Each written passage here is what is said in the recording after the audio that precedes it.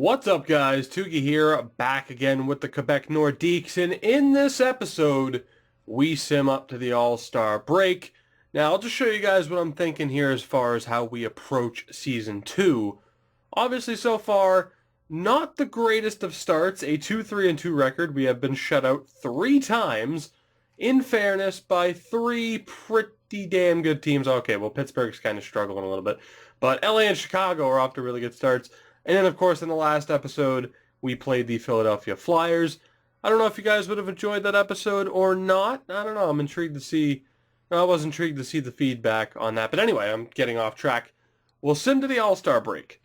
That'll give us February and up until March 1st to really see if we need to make any trades. So at the end of this episode, we'll see where we are at the All-Star break. And then, of course, you guys will have your chance in the comments to say, hey, maybe we should do this, maybe we should do that. And, you know, it's like you can have prerequisites like, oh, we should do this if we're still struggling. So going to the trade deadline then would allow us to do that. You guys get what I'm saying. You're smart people. Holy shit, our schedule for March is terrible. Bottom line is, we do want to try and make the playoffs. I just don't know if it can be done in Season 1. I'm intrigued to see how the fan happiness goes, but overall, like I said, if we can put ourselves into a decent spot, we still have the cap space to really do some damage here. You know, we could get upgrades on Toulouse and Bergenheim. We could get upgrades for the right side as well. Even the center spot. Like, we could send Dubois back to junior for one more year and bump Carlson down to that fourth line. We could definitely make this team better today. Like, there is no question about that. But we are going to give the youth a chance to get it done. And we're going to do that right now. We're going to start that right now by simming a decent bit here. I think I'll probably sim to the end of the month. And we'll see. Actually, never mind. We're at the end of the month. Never mind. Let's see. Moving into November. Korpisalo will actually get some time off. We're really going to have to utilize him as much as we can in this first year. But let's see here. Let's sim to the 15th. Halfway through the next month, Korpisalo will still get all but one start.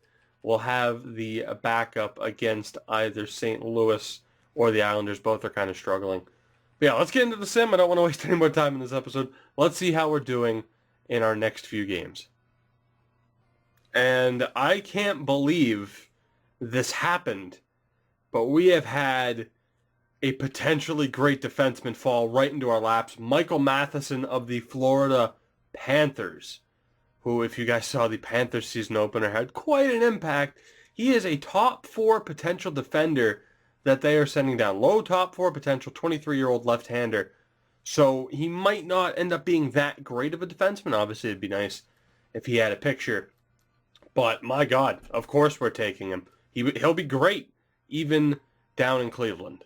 Michael Matheson is now a Quebec Nordique. The Nordiques are 6-7-2 halfway through the month of November. Fan happiness has actually jumped back up to an 85, which is good, because I was certainly worried that wouldn't bounce back, obviously, with how new of a system it is. Unfortunately, we're not doing too well, and it definitely raises the question on what we should do with this team. I'm already having doubts because I don't exactly want to give up on the season. Matthew Tkachuk was just injured. He is out until the beginning of December, and we called up Brad Stewart to be a depth guy. Joonas Korpisalo also missed a start or maybe 2, and we had to roll with Enroth. Brendan Saad, only 5 points. Not ideal. Boone Jenner, only 4 points and is a -13. Not ideal. Cam Atkinson, 4 points. It's been rough. You're not going to see any stats here that instill any kind of confidence. Sonny Milano's up to the injury. Dubois only 2 points and is a -4. Very tempted to send him back down. And like I said, I think we can send Puljujärvi down to Cleveland if need be. The question is just how. Actually, you know what? We'll give him to the end of November. Players on this team have to figure it out by the end of November, or we're going to make changes. And I don't know, maybe it'll be a super short episode, and I'll consult with you guys early on what we should do. But I don't want to lose this season. I want to make the playoffs. There are changes we could make to make this team competitive. We still have like $9 to $10 million in cap space. We could go out and acquire some assets, even just temporary fixes to try and make this team a bit more competitive. But like I said, I mean, we're only 15 games in, but when you see how poorly that top line's doing, it is very concerning. So we'll sim up to December 1st. We'll see how the next couple of weeks go, and hopefully we are in a better spot. Hopefully certain players are performing at a higher level. Otherwise, we could be in trouble. We've reached December 1st with a 10-10-3 record. 91 fan happiness, which is nice. The fans are still just happy to have us here. But we have been dealing with a lot of injuries. We're currently 6th in our division. And that is with turning down the injury slider just a little bit. Not too much, not too drastically that we'd never see injuries. But right now, our lineup is pretty depleted. Lindholm, Atkinson, and Tkachuk all out with injuries. So that's causing obvious issues with this team right now, which can be affecting certain numbers. Brendan Saad, still not great. Boone Jenner has been flat out awful. Elias Lindholm, not too bad. He, of course, bouncing between the first and second lines. Toulouse, not bad. Wemberg's doing okay. Bjorkstrand's having a good year. Bergenheim's really nothing. Carlson's doing all right. Puljujärvi really nothing. Dubois, only 3 points. He went up an overall point. You know, he's gaining something. He has 98 slap shot power, apparently. But then again, even looking at the stats, he only has a 71 for faceoffs. Maybe he would be better to move to the left wing. And then on the right, we have Justin Fontaine, who really hasn't done much despite being called up quite a bit. So we are in a pretty rough spot. Nick Holden doesn't really have anything going for him. David Savard hasn't done much. Weidman hasn't done much. Like, the defense and the goaltending really hasn't been the issue. I'm pretty sure Korpisalo still has a decent save percentage. Even Enroth, in the limited amount of games he's played, has a decent percentage. It's just the offense, and we knew it wasn't going to be the strongest when we started this year, but some of the big names just aren't getting it done. I mean, with the trades we made in the offseason, Boone Jenner is supposed to be the guy. He is supposed to be the guy, and right now, it's not looking too good. Not to say if we kept Brendan Dubinsky that he was going to be the guy either, but, I mean, I don't know. I don't know if we can afford to go out and get somebody else. But I am thinking this is going to be a little bit of a shorter episode because I do want to know from you guys what we should do. We're 23 games into the season right now. We're still in a decent spot, of course. We have plenty of time. But I want to be able to make the changes that we need to be able to make the playoffs here in year one. We saw it, the Devils are in a wild card spot. They do have a game in hand, but we're 4 points out of a wild card spot right now. So this is a crucial time, even more than the All-Star break. This is a very crucial time that could really make or break us for this entire season. So I want to know from you guys, and in your suggestions, of course, if it's something like, if you're like, oh, go out and try to get this person, but only do it if you need to do it by, say, the All-Star break. You know, that All-Star break, you know, the All-Star game can still be that big deciding day for us. You know, have it be like, oh, if you're still out of it by Valentine's Day, then try to do this. You know, if you guys want to set it up like that, you can.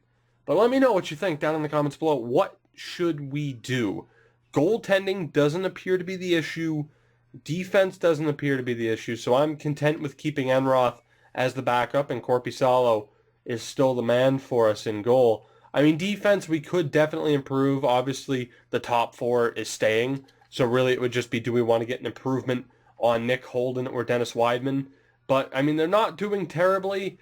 They're both on one-year contracts. I think they're perfect for that third pair. And, of course, we'd have Lindholm in here instead of Brad Stewart. So, really, it's just the offense. Saad, I mean, he's had a very disappointing year, but he still has to be our top-line left wing. He's the guy. Boone Jenner, we could try to get a new number one center, but I don't know if we're going to be able to afford to do that. I'm not sure. We could definitely take a look.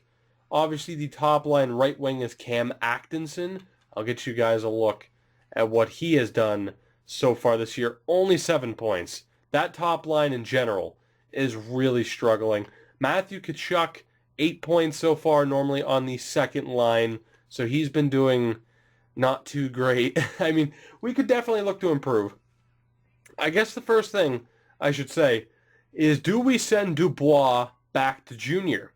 If not, do we put Dubois on the left wing, which would get rid of Bergenheim or Talusti and move Carlson down to the fourth? And then that could go along with getting a new center. Do we send Puljujärvi down? I believe he would go to Cleveland. He is not waiver eligible, so we could easily send him down to Cleveland. Or do we keep him on the fourth line? There are just so many things we could do, and I'm sure you guys can come up with just something. But like I said, the goal is to make the playoffs, but we don't want to, we don't want to sell the farm to do it. We don't want to sell somebody that we're going to regret getting rid of. We don't just want to throw around first-round picks, especially in the first couple of years of the draft, especially mainly the first 2 years of the draft. As it is, we don't have a second-round pick this year, and I am going to have to do just a little bit of cleaning, getting rid of some late picks. And then in 2019, we don't have a first-round pick because of some of the trades we have done so far. But let me know. Do we stay the course with this young team and just see if we sink or swim with them? Or do we try to make some really big improvements in effort to make the playoffs? Let me know down below. I genuinely mean it. I know some people are like, oh, look, I'm a small enough channel that if you post something in the comments, I'm going to see it.